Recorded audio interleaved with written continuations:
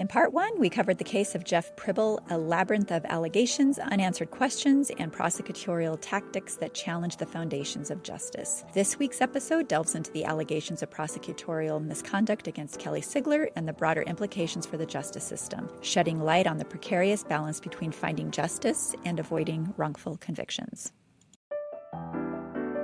If ever your life could be a true crime podcast episode, then this podcast is for you. We're about to embark on a roller coaster of emotions, insights, survival, and stories about escape. So buckle up and let the journey begin. Hello, Escape Pod listeners. Welcome back into the Escape Pod. I'm Julie. I'm Charity. How's it going? Good. It's nice outside.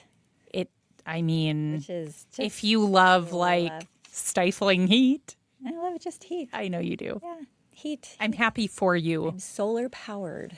Yeah. See, this is when This is when she thrives, Yeah. People. Thrives. Yeah. I just got my new car, the whole sunroof. Oh. The whole thing. And I'm just loving it. Okay. Loving it. Yeah. There you go. Yeah. What are you escaping from today? I am escaping from the progressive dementia my mother-in-law has. Yeah. Boy, that is just really, in the last 6 months, we've just seen it. Yeah. Yeah. No fun. No, it is not. Well, I mean, she's been here for almost 6 months. I was taking her an appointment yesterday, and she had told a friend that we haven't come to see her once since she's moved. And I'm like, good Lord, we are babysitting her constantly, right? And I said, how long do you think you've lived here? She said, at least a couple weeks. Oh, God, crap. So, and I've suspected that her concept of time is really skewed. So anyway, that's what I'm escaping. It's just really hard to watch. We don't know how to fix it. There's some memory meds. They're not working. I don't know what else to do. So I was going to say, I don't know that there is a fix. It's kind of part of life. Yeah. Yeah. It amazes me, when you meet very old people who have crisp, clear, sharp. Yeah. It's kind of amazing because they are, I would say, definitely the exception to the rule. Yeah. Like most of us, our brains have done a lot of work, and when they're done, they're kind of done. And it's not an inherent flaw of hers. It's just the way life COVID goes. Really exacerbated that for that generation, though, because probably. they were, with their health risks or whatever, they were more isolated, probably less likely to. And I know they did. I mean, they sequestered a lot, and they weren't getting that social interaction, and they just weren't doing the things that kept their minds sharp. And my father's Alzheimer exacerbated during that time, and he never made it out. And here we are with now mother-in-law, and it just sucks. So it sucks. Sometimes that's the only way to describe something. Like it just, I'm sorry. Yeah. She was elderly.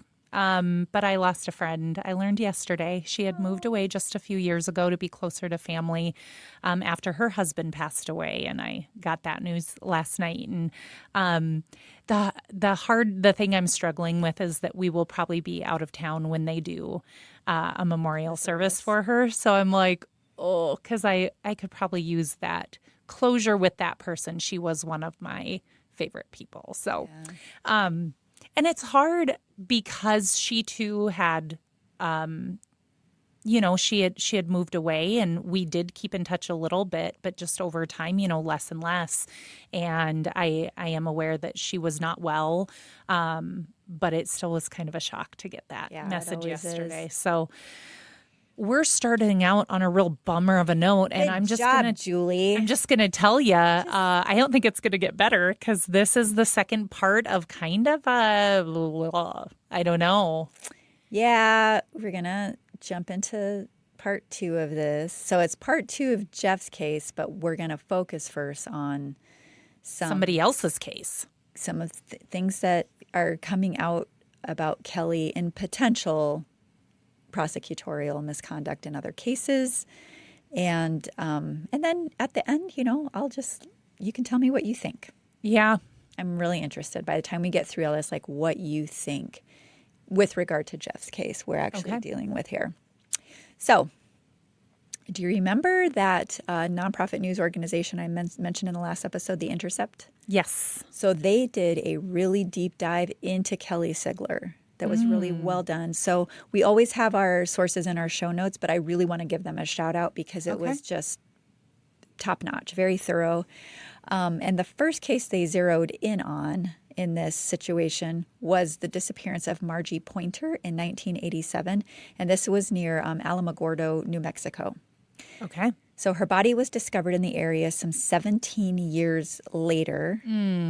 Having nothing to go off, the case remained unsolved for many, many years, right? So APD decided to recruit the help of the Cold Justice team. So Kelly Sigler and her team of experts. So they hit the town of Alamogordo. And this team consisted of herself, a former Las Vegas crime scene investigator. Can you imagine the action they've seen? And a retired homicide detective. Okay. And so the challenge with this cold case is that the statute of limitations for second-degree murder, which was 6 years, had expired. Okay. Okay, because they didn't find her body for 17 years, so statute of limitations expired. Don't get me going on statutes of limitations. Well, a lot of them for murder, now more and more, there are none in certain First degree. Right. Yeah. In certain cases, there's often, or certain charges. So second-degree murder, there is often. First-degree murder, it doesn't exist matter. In most Right. cases. Yeah. But from what I read on those difference, they at the time charged it as second degree because they didn't have any reason to believe it had been premeditated. But I don't know how you can apply a statute of limitations without a suspect or a motive or anything locked in. Like, how can you even say we're dealing with second degree or first degree? Like, how do you even? I don't know. Yeah. I mean, what do I know? Seems a little illogical.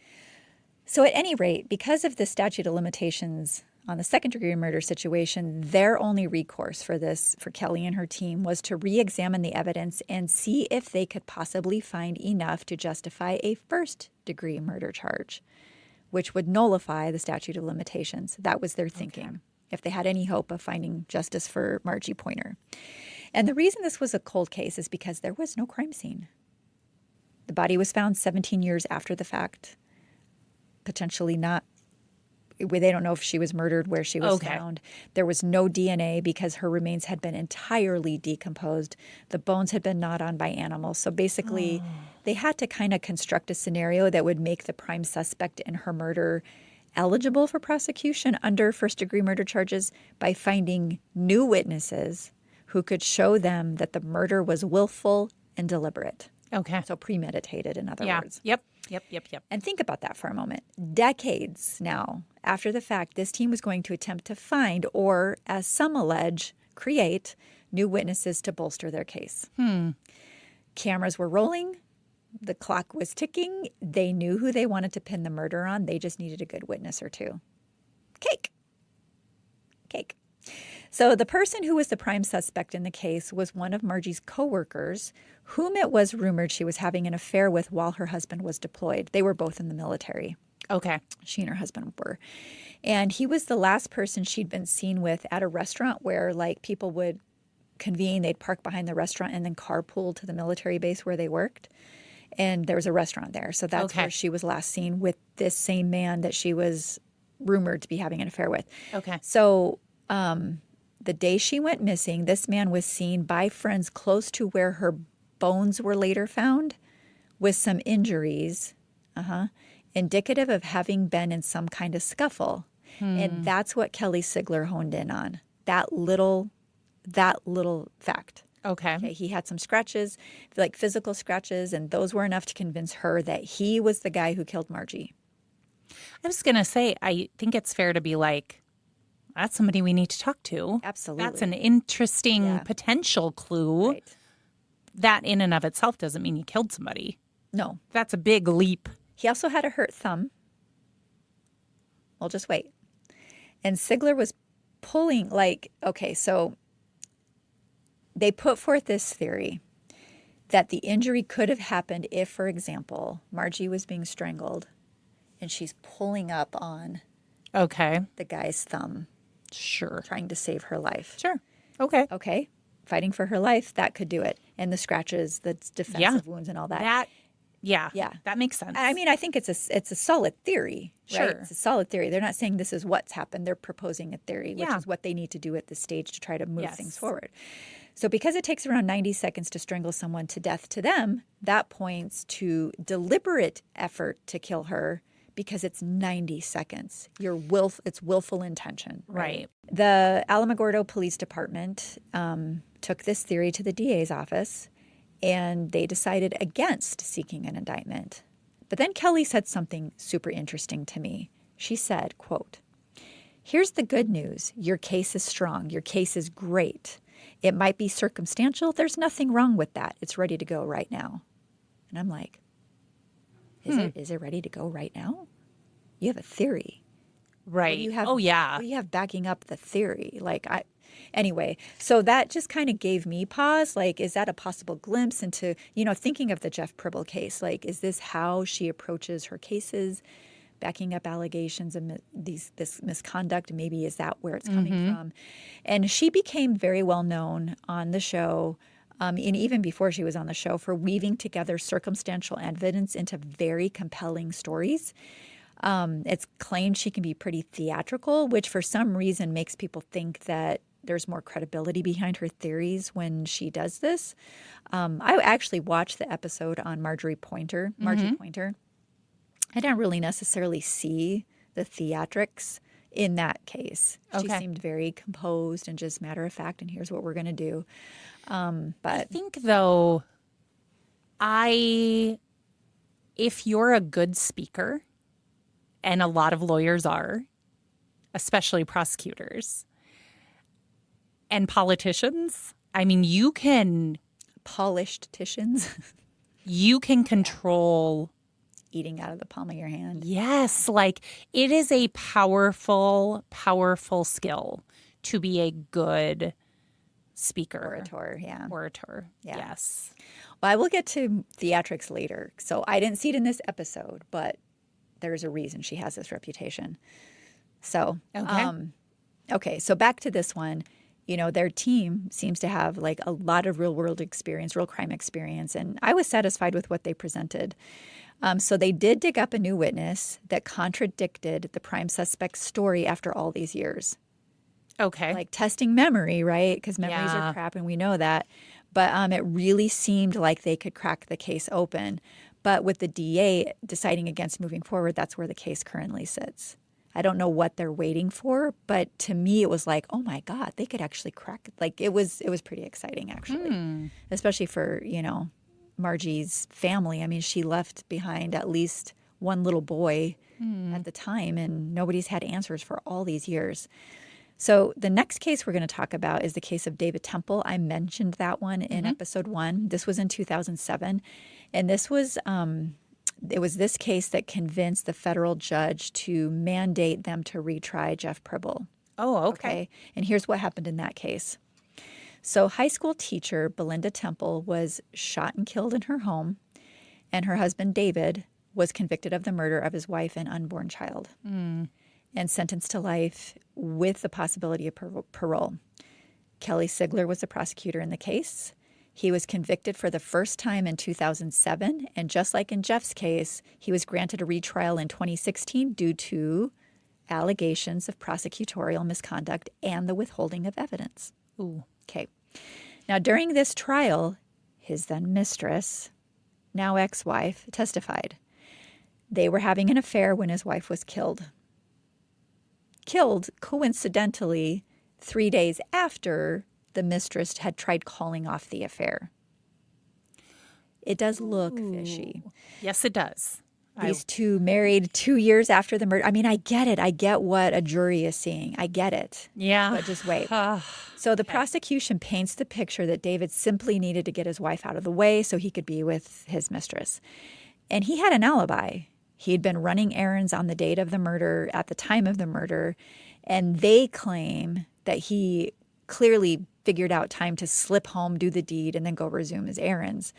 The defense argued, however, that the prosecution got it wrong because the rush hour traffic during the time of day the crime was committed when he was running errands, there was no way it could have been him. Like there was no slipping in and out, zip zapping across town. It was just not going to happen. There's no zip zapping across this town, I'll tell you that much. Not anymore. No. And then there's Sidebar. I know, I've been feeling it too. Yeah. We're whining because our little city's becoming a not so little city. Yeah. And there's the crime scene itself. So detectives thought it appeared to be staged to look like an attempted robbery, but nothing was stolen that they could find. So David comes home on this day. It's January 11th, 1999. He says he's got his little boy, 3-year-old son with him. He sees the back door glass broken. And immediately he's like, high alert, daddy mode. He takes his little boy to a neighbor's house across the street, goes back to check on his wife, and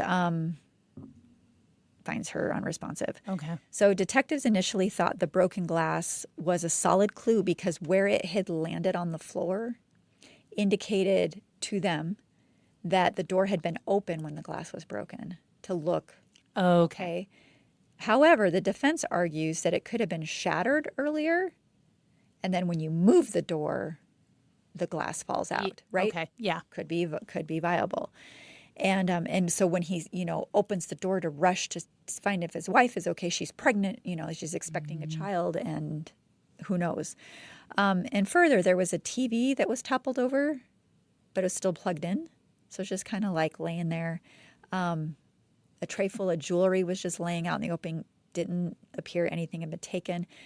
And the shotgun that had been used to kill Belinda bore no trace of David having fired it. None.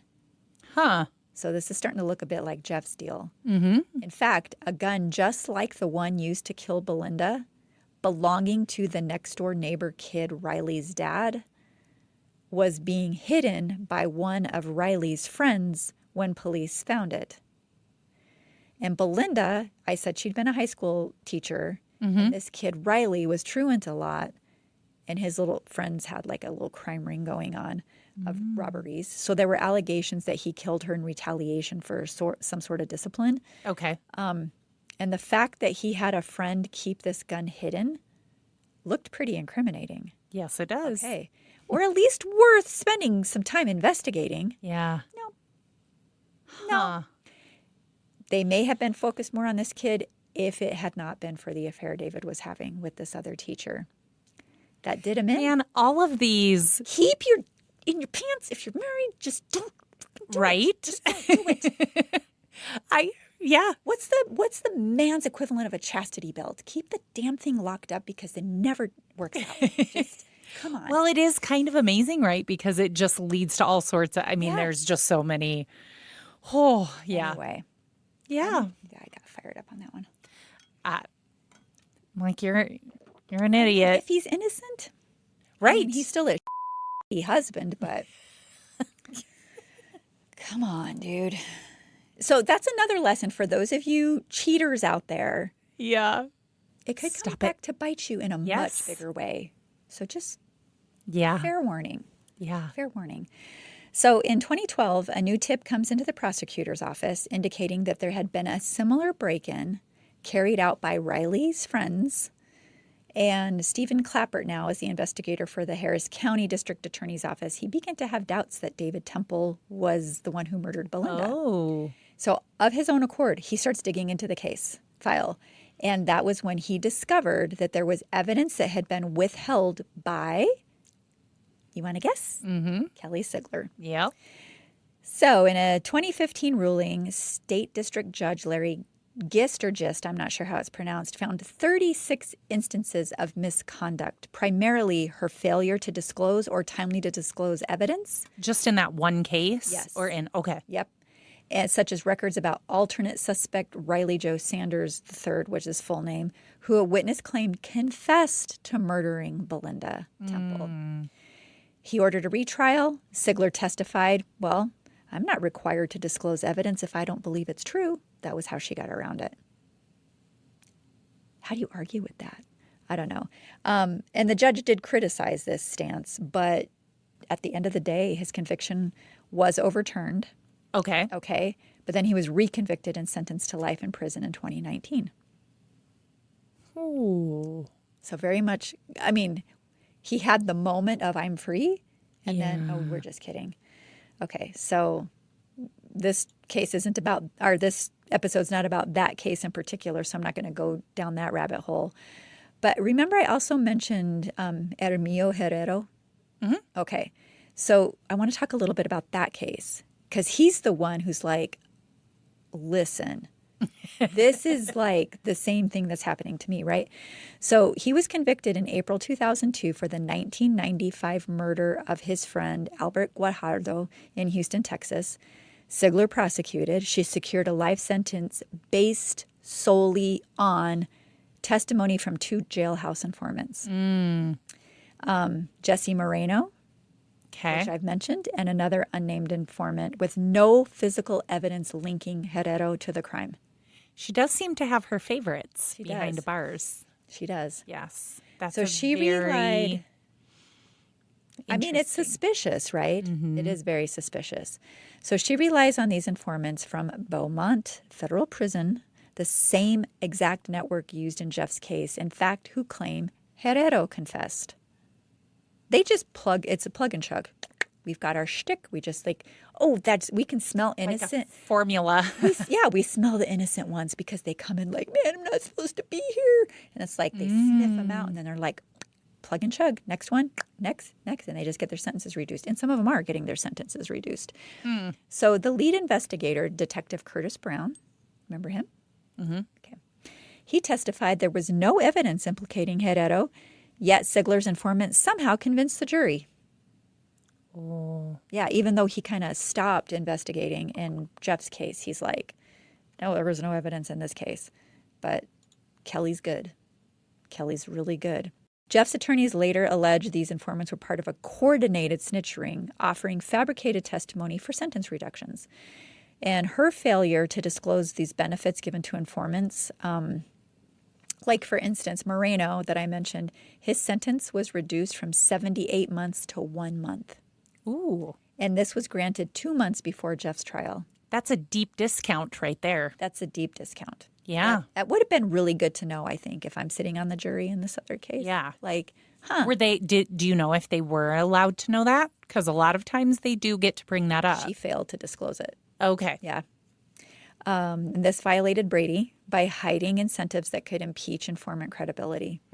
So undisclosed records show Sigler discussed both Herrero's and Jeff's cases with these informants like Moreno and Nathan Foreman that I mentioned before, looking like she orchestrated their testimony. And these communications were hidden in her work product file, which prevented the defense accessing those files. So it's part of the case files, but they don't get to see it because it's her work product. It's not evidence. So I think it's just a Interesting. tomato kind of a thing. So you can see why these questions are being raised about her, I think, right? Yeah. I mean, I don't know the answer. I think, too, just having worked for many years in TV news and not documentary style, so I think there is definitely a difference. But, you know, people do act differently with a camera rolling. You know, one of the things I would try to tell people is kind of pretend I'm not here. You know, do your best because I haven't figured that one out we yet. can have a good conversation, and that's all we're doing. It just happens to be recorded. I'm really not here to make you look bad. That's not to say some people don't make themselves look bad in interviews, but I didn't go in hoping to make somebody look bad. But ever. some people do. Ever. Some people do, but I don't think it's as many as a lot of people assume there is. But I just think a camera adds a new layer to like those. It's like you're sitting here naked. That's what well, it feels and like. you're and it adds pressure. So like for her, she has a show that's dependent on her Ratings. showing she can get the person and get the perp. And it's like that comes with risk of mistakes, in my humble opinion. This is a little sidebar, but I watched the documentary. Oh, I'm not going to remember the name of it, but it was about the climber who did, I think, El Capitan in Yosemite, free climbing. No. No. I believe his name is Alex. But he had a documentary team who was following him because he was trying to break the previous record and to do it free climbing. And one of the arguments, it's not an argument, but one of the discussions that they had was, if you're not confident, are you going to keep going because there's a camera crew there? Right. And they had this whole discussion about nobody wants to be responsible for him making that decision based on us. And I thought it was super responsible of them because they're like, yes, we want to capture this, but at the same time, at what risk to him? Right. And I just think it just adds a dimension that's why reality shows, I mean, they're not usually reality shows, really. They're just unscripted shows most of the time, because to truly get real is pretty hard with the camera following you all the time. Yes, reality TV, No. But, it's interesting. But I do think it would add a level of pressure that she would feel like she had to come up with something. And I think it sounds like she already had those tendencies pre-show. Well, I think she had plenty of practice pre-show. Yeah. Yeah, but that's also how she rose and got the reputation she did, which landed her it's very interesting. Mm-hmm. So, I mean, she had she had scored more than 60 murder convictions in Houston before the show, and 19 out of 20 death sentences she tried. But I don't think I could be a prosecutor, because even as terrible as the crimes I've heard about, I still couldn't pull that trigger, for lack of a better phrase. No. Personally. That'd be hard. That'd be really hard. Mm-hmm. I have a friend who's a prosecutor, and it takes a toll. Mm-hmm. It really takes a toll. Well, and in South Dakota, I mean, there's a really high standard to even be able to seek it. So some states are not that strict, but we're pretty strict. I mean, it's not just any old murder that they'll even try, because the standard they have to meet is very high here. Yeah.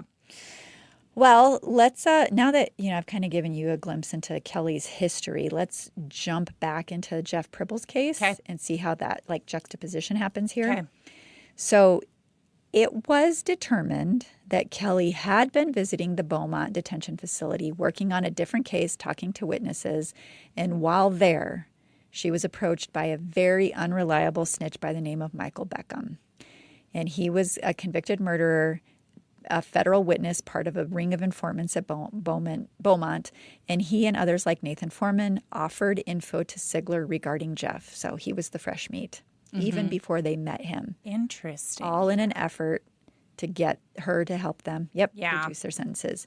It's all a game, because, I mean, these guys are in prison for life. They have nothing to lose. Right. And remember, we talked about how it's its own little world, right? Yeah. They talk. Oh, yeah. I mean, they know, hey, if you get in with her, Yep. Yeah. Yep. You have nothing to lose. There's not a lot of secrets, I don't think, in those spaces. I don't think so. I think you're right. So court documents detail how Sigler advised Beckham, disclosing the kinds of details helpful to building a case against Prible, and that she needed, the kinds of things she needed his help extracting from Jeff. Extracting or making up, potato, whatever. So she gets involved with the cold case when Johnny Bonds, the Harris County DA's office investigator, brings the case to her. They begin looking at the evidence, or lack of evidence. All of the DNA beneath Nilda's fingers, I didn't talk about this earlier, were on her. It was all her own. None of his clothing had blood from the gunshots or residue from the soot. There were 2 male DNA profiles obtained from semen collected from her body. Ew.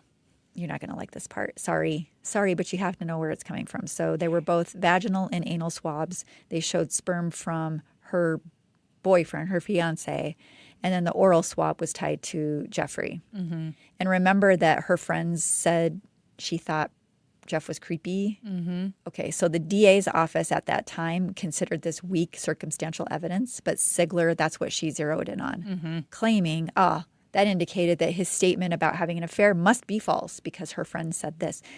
Again, her friends may have been lied to because Misled. Nilda may not have been wanting to admit or own that she was kind of had a thing for the creepy guy. I don't know.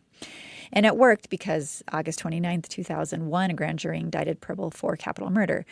Now, here's where the theatrics come in. And I can imagine with the evidence that was withheld about the semen, it can live for 72 hours. Mm-hmm. And they have put forth at this trial that it is immediately before or immediately after her death.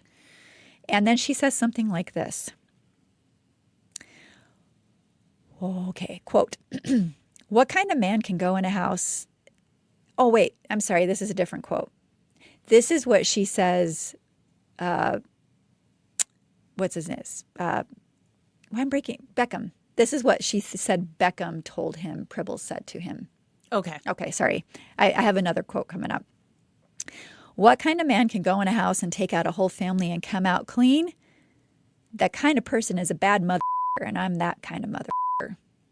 That's what he's saying that Jeff said about the situation. Okay. So that's his confession. Okay. Alleged confession. And again, we've already talked about Michael Beckham. He's an uncredible witness. There was never any proof. The trial lasted about 2 weeks, and in addition to those pieces of loose evidence we've already talked about, there was also the missing murder weapon. Sigler says Jeff used a .38 revolver, but the ballistics expert testified that the weapon had most likely been a 9mm.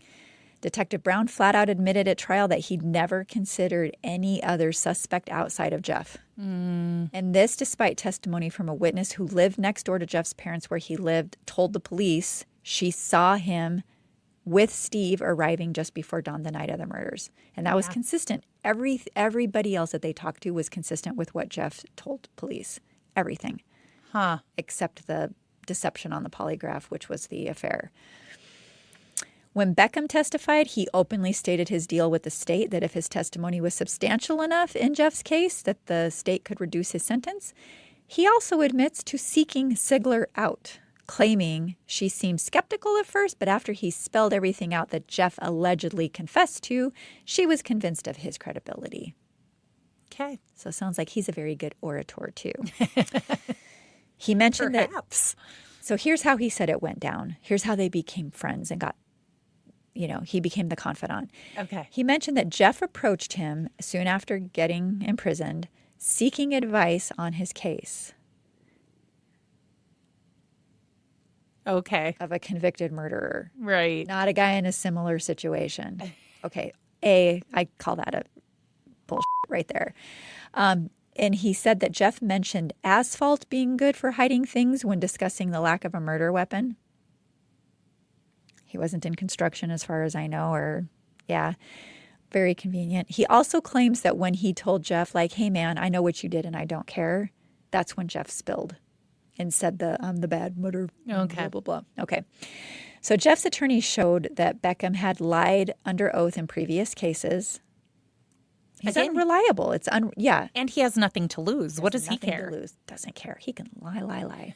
Yeah. It's probably fun to get out from behind bars sometimes and go hang out in a courthouse for a little while.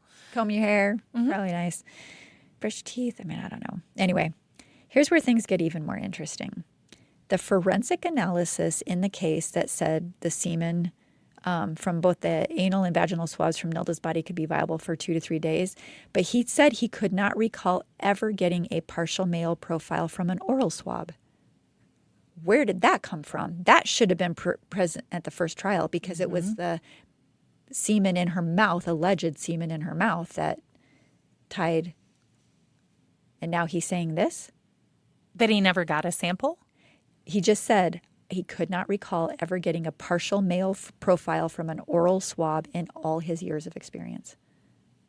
So what the heck? That was one key piece of evidence. This and then our alleged evidence and then this Michael Beckham testimony, which was all like, there were no witnesses to this. No one else party to the conversation. Like, this is what you're convicting a man to death on. Yeah. Like, give me a freaking break. It's terrifying. I'm never moving to Texas. I'll tell you that much. It is hot there. It's really hot there, but still not going to do it. So that's how that part went. Now, I watched when I watched the episode on Margie Pointer, it didn't show a lot of theatrics, like I said, but this next part certainly did in Prible's case. Okay. So here's the quote I thought I was reading earlier. Sigler said this to the jury.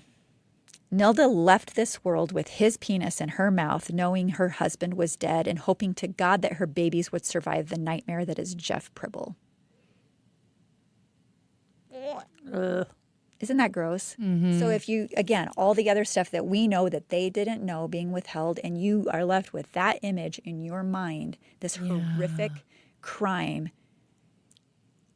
Yeah. It sucks because jurors, I think most of them go into it wanting to do a good job and wanting to fulfill justice, and they're manipulated by things like this. It's not right. Right. It is just not right. So, again, we've talked about the stuff she failed to disclose. We've talked about the fact that in Hermio's case, it was the exact same ring of informants. Mm-hmm. Like, how are these guys in the know on all the things? My God. Like, they're the oracles of prison or whatever. It's ridiculous. So, yeah, it was just this shtick of, again, fresh meat, da-da-da-da-da-da-da-da. And, you know, and then you've got innocent Hermio trying to say, hey, it's happening to Jeff too. And that's how the Walker guy came into the picture. And he had this evidence. And courts just said, nah, we're good. So anyway, that's kind of without, I could keep going. I could really keep going. But it really is just more of the same, you know. Walker basically said, this is true. What Jeff is saying is true. This was a ring of informants. He was never close to these people. They made all this stuff up. And they're like, well, that's just hearsay. Well, so is what Beckham is saying to you. Yeah. How is it true? And we are not going to pay attention to it in this case, but we're going to convict someone to death on it in this other situation from someone who's already proven unreliable. Like, I just can't wrap my brain around it. Hearsay is a pretty interesting, that in and of itself is an interesting thing in a court case because some of it is admissible and some isn't. And it's how it's who does it. And anyway, I couldn't tell you now what South Dakota's rules are about it, but I remember being in a court case once and literally during a break, I walked up to an attorney and said, I don't think it wasn't an attorney prosecuting or defending the case. It was somebody sitting in. And I said, okay, you have to explain this to me. In this case, it's hearsay. In this case, it's not. And he said, yeah, and now I don't remember the difference. I'd have to go back and look. Okay. But yeah, even that is fascinating. Rules in a courtroom are fascinating. You are kind of making me. I don't like all the gory details, but I do like the procedure and back and forth. It's if it works. Fascinating. I mean, it is interesting for sure. But when someone's life is hanging in the balance, 1,000%. It's just, you know. So now where it stands for Jeff, at least, there's still, even though, you know, all the courts have said you've exhausted everything you can possibly do, they're still hoping to win a retrial because of all the attention that's being brought to Kelly, all the light that's being cast there. And they're still really trying to free him. In a statement, his attorney, Gretchen Scardino, so he's got a new attorney now, and James Writing, I think, they said the case of Ronald Jeffrey Prible should terrify people because it shows just how much power and discretion a prosecutor has and how little evidence a jury needs to convict an innocent person of capital murder and sentence him to death.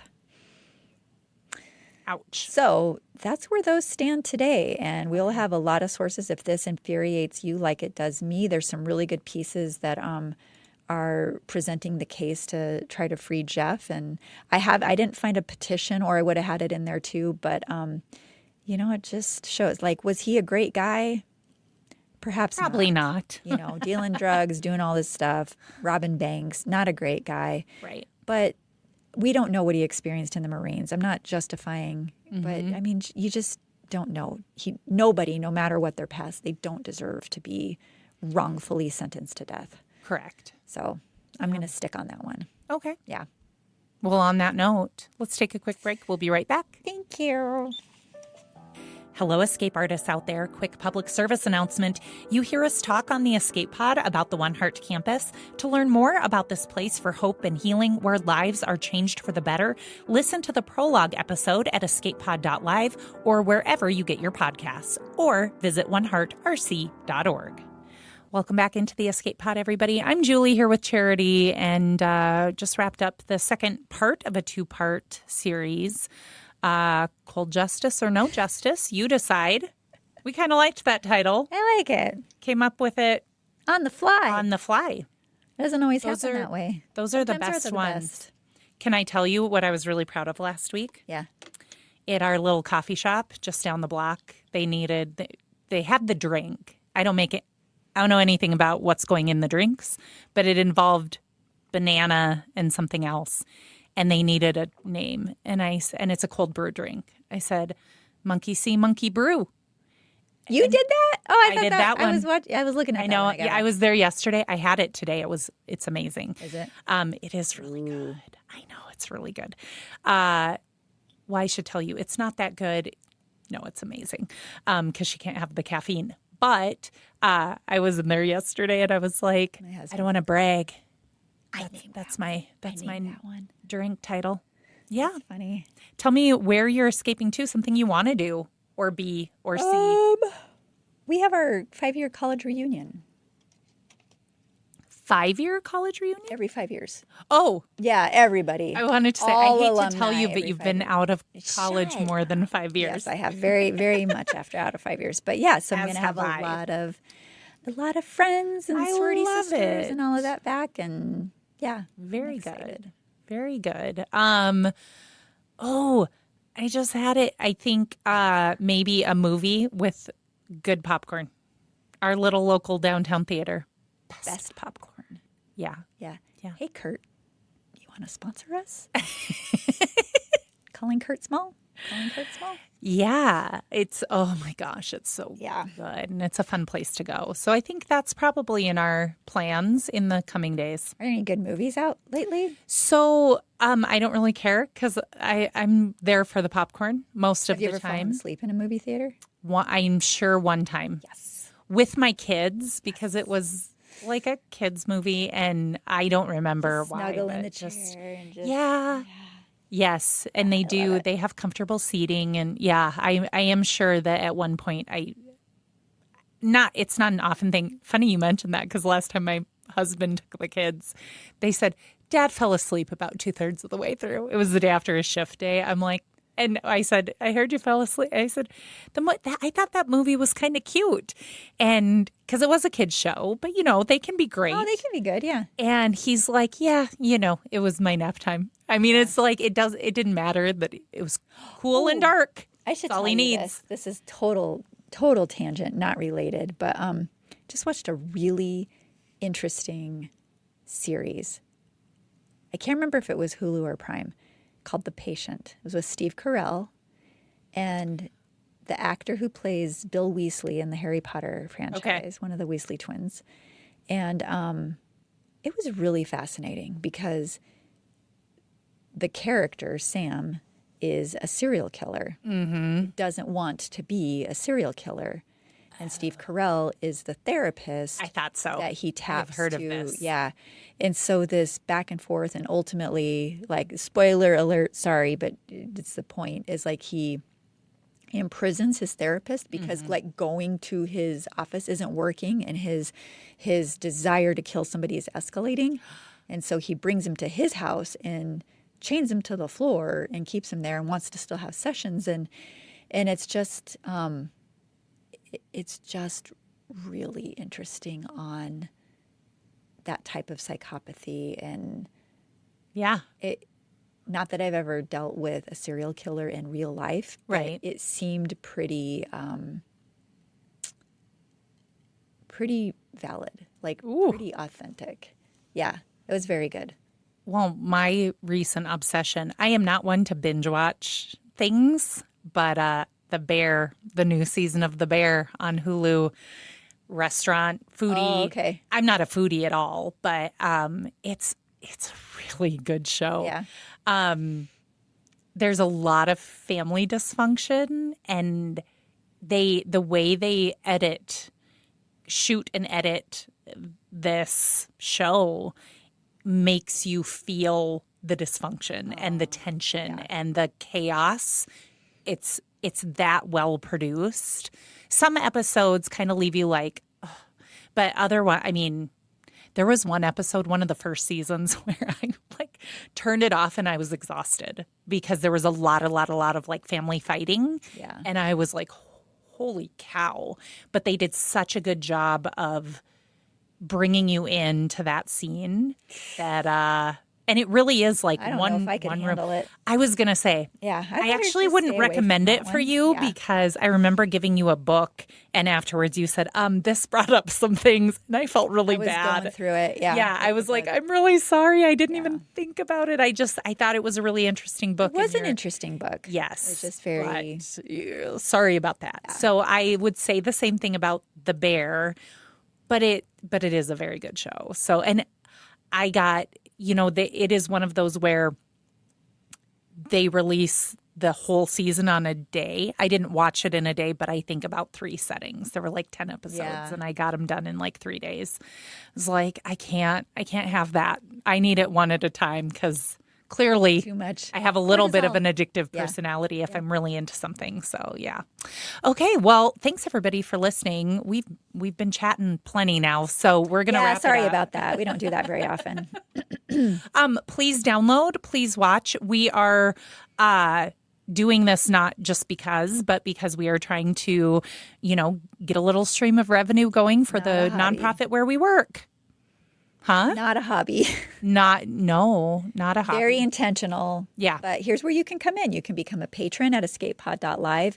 Support the show that way. You unlock some fun bonus content. Get to hear more of our lovely voices every week. A lot of behind the scenes laughs, things like that. So, and your contribution of whatever it is, $5, $10 a month is helping fund real life breakouts here at One Heart. Yeah.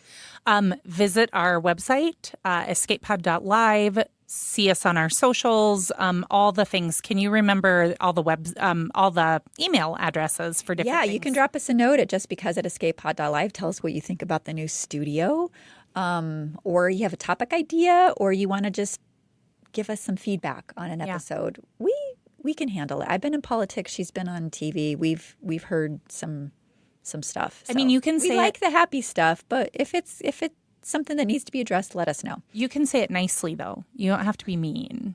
I get them and screen them first. Constructive before criticism they go is to fine. Julie so that I can spare her. Or you might have a wild escape story of your own. We would love one day to actually feature some listener stories on the show one day, but you can send those to escapeartist@escapepod.live. We are closing the hatch on this episode of the Escape Pod. Remember, trauma may be inevitable. How you grapple with it is optional. So stay resilient. And keep laughing. And keep downloading. And we'll see you next time. All right. We flipped the script on that one, lady. We sure did.